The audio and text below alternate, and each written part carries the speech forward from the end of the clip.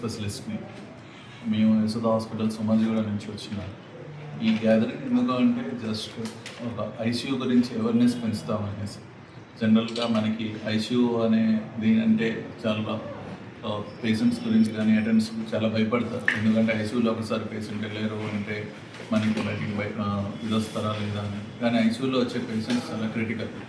ఎంతోముందు మనకి ఒక 10 years ముందు మన వాళ్ళకి ఐసీయూ కేర్ ఇవన్నీ అనేవి ఇండియా మొత్తం మీద చాలా దీనిగా ఉండేది. ఇప్పుడు గత 10 yearsలో బాగా మనకి ఐసీయూ కేర్ అనేది అడ్వాన్స్మెంట్ జరిగింది. దీంట్లో మనం ఒక పేషెంట్కి వెంటిలేటర్ మీద పెడుతున్నాము అంటే మళ్ళీ పేషెంట్ వెంటిలేటర్ నుంచి బయటకు వచ్చేది 10 to 20 80 to 90% శాతం వరకు బయటకు వస్తారు. ఓన్లీ 10% పేషెంట్స్ చాలా క్రిటికల్ ఉన్నవాళ్ళు. దీనికన్నా ఇంకా అడ్వాన్స్లో కూడా ఉంది. దాంట్లో ఏంటి అంటే మనం కొన్నిసార్లు వెంటిలేటర్ పెట్టేది హార్ట్ గురించి, లంగ్స్ గురించి, వేరే వ్యాధుల గురించి, డిఫరెంట్ కండిషన్ గురించి, హెల్త్ కండిషన్ గురించి. ఇప్పుడు వెంటిలేటర్ అనేది ఒక మాధ్యమం బాడీలో ఆక్సిజన్ పెంచడానికి. ఎందుకంటే మనకి క్రిటికల్గా ఉన్నప్పుడు బాడీలో ఆక్సిజన్ కన్జంప్షన్ అనేది చాలా ఎక్కువ ఉంటుంది.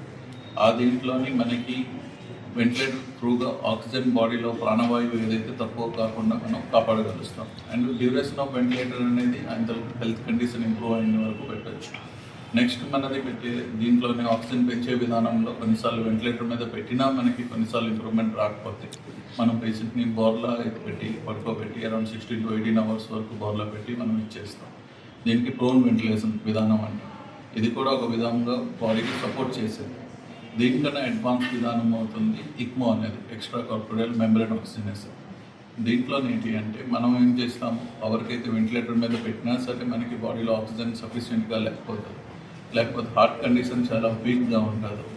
ఆ కండిషన్లో ఇలాంటి ఎక్స్ట్రా కార్పోరియల్ ఆక్సిజన్ థెరపీలను పెడితే ఏమవుతుంది అంటే దీంట్లోనే బాడీ నుంచి బ్లడ్ బయటికి తీసుకొని వచ్చి క్యానులాస్ త్రూగా మనం ఆర్టిఫిషియల్గా బ్లడ్లో ఆక్సిజన్ మిక్స్ చేయడం అండ్ హార్ట్కి పంపింగ్ సపోర్ట్ అనేది ఉంటుంది.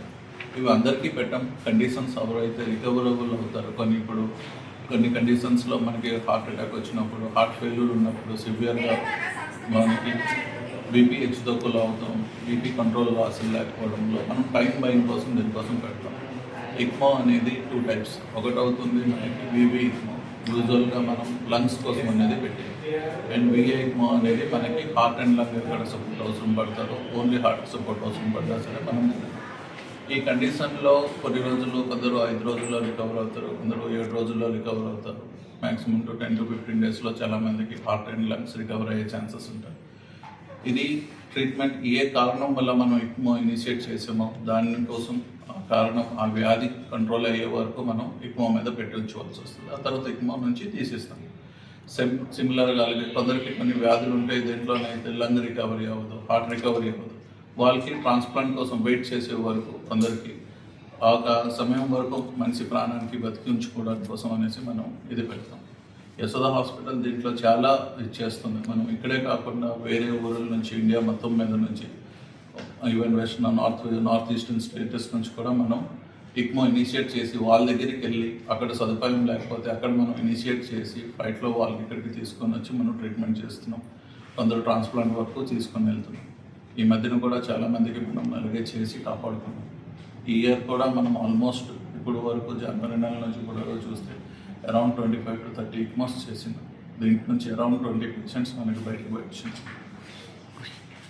సో ఇది యశోద హాస్పిటల్ చేస్తున్న ఒక అడ్వాన్స్. ఇంతకుముందు ఇవి అవైలబిలిటీ ఓన్లీ ఇండియా, బయట మనకి అమెరికాలో కానీ దీంట్లో కానీ ఉండేది.